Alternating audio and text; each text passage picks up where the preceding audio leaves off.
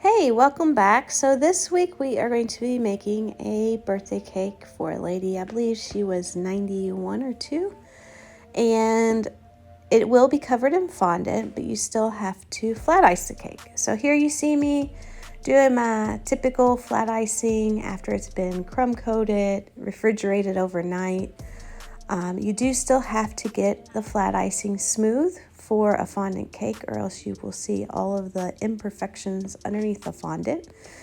So that's what I'll be doing. I'll be flat icing here and then refrigerating it probably overnight again so it becomes super firm in order to cover it with fondant.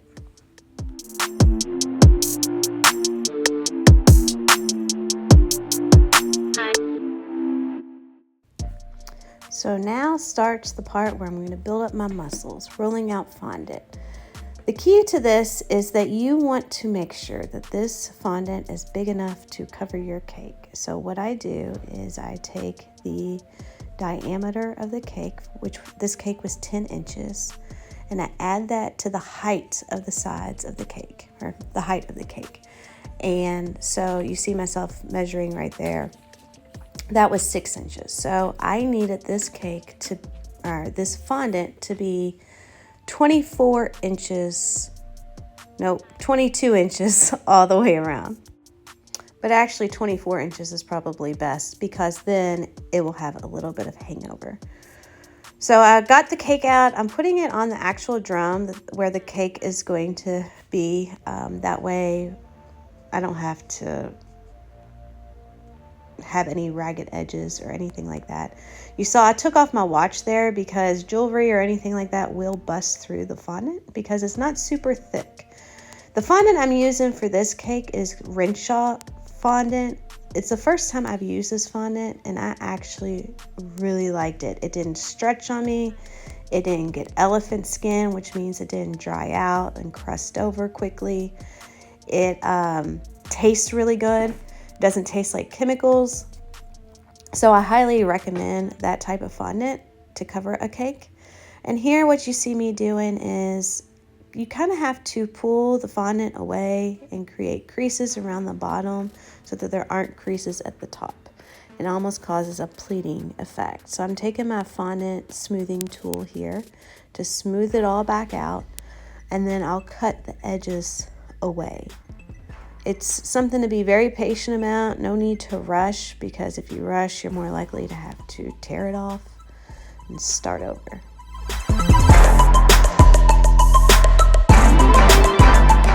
This cake is going to have quilting on it, and I am doing an older technique because I no longer have the tools just to put quilting on the cake. So I took a piece of parchment paper and made it 10 inches, a 10-inch round. And here I am just folding it in half and half and half again until the halves or portions are equal.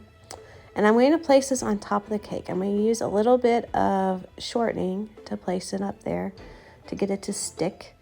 And what this is going to do is it's actually going to create the spacing for each of the diamonds. And so if you have really big portions, then you're going to have really big diamonds. So the smaller the portion, the smaller the diamonds, and the more diamonds that you actually have on the cake. So you see me applying the shortening there to attach the parchment. And then what I'm going to go around and do is take a little pin that I have, and I'm going to mark where each line is. There's a crease in the paper that creates a line. So I'm going to just create a little tiny hole in the fondant.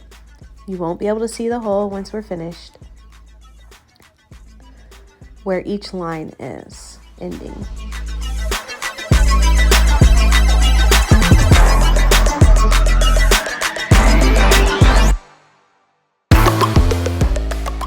So the next step is I'm going to take my ruler or a straight edge, something that you can put flat against the board and it'll be nice and level. And I'm going to line it up with each hole that I made at the top. And what it will do is create a straight line down to the bottom, and I'm going to put another hole so that the two holes are in line with one another. I'm going to do this all the way around the cake. After completing that, the next step is figuring out what size diamond you want. So I am starting at 1 dot and I'm going 2 dots over. And I am using my straight edge to create a straight line from dot to dot. Now you don't want to curve this line, you just want to make an indentation that is straight. And because I don't like how thin the indentation is with just the ruler, I'm taking my veining tool and going along that line to make it a deeper indentation in the fondant. You can also use a triangle on this. It actually makes it a little bit easier to handle, but I didn't have a clean triangle, so that's why I went with the ruler. And then you repeat it, go in the opposite direction. You can see I'm counting here just to make sure that I'm doing the proper amount of dots. You want it to be the same amount of dots going the opposite way as you did to the right. Going left was a little bit harder for me, just I guess to figure out.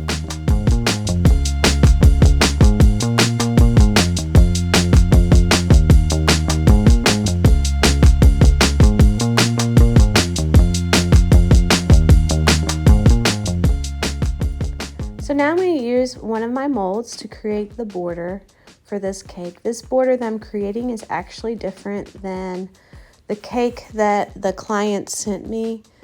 I know what clients of mine I can take creative freedom with. So that's kind of what I did here. So I'm just putting the fondant in the mold and smashing it down in there, rolling it in with my fondant roller. And then I'm going to take away some of the excess fondant. Sometimes I put it in the refrigerator to let it firm up real good so it doesn't stretch, and then other times I just put it directly on the cake. It just depends on the temperature of the room as well. So now we're going to start painting this border, and I'm just using a combination of vodka and gold luster dust to paint with just a real fine and small brush, because there is a lot of texture in this border, so I want to get into all the creases, but I don't want to get it all over the cake board.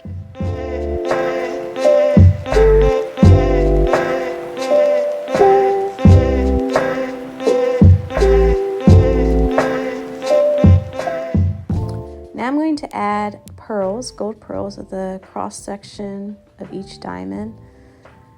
To do this, I'm using white pearls that I am painting to be the same color gold. You can get gold pearls, but they're not always the same gold if you have to paint something.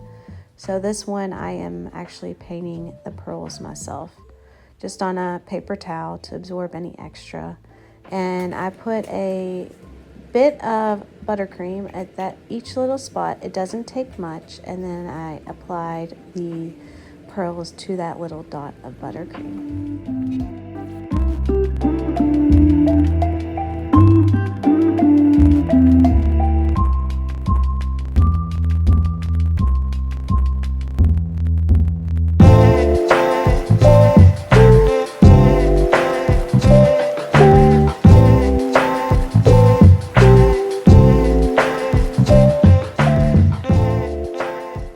You're going to see that there's sugar flowers on this cake. I am painting the inside of the sugar flower. I did not make these. I can make them, but for this one I chose to buy them to just help with the budget of the client and also for time's sake.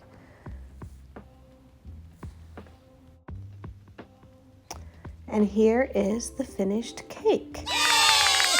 If you have a special event coming up, feel free to email us at melissa@sweetharmonyky.com to send us an inquiry. Make sure to like, share, and subscribe our channel and hit the notification so you know when we post our next video.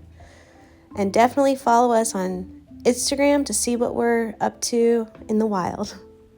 See you all next week. Bye.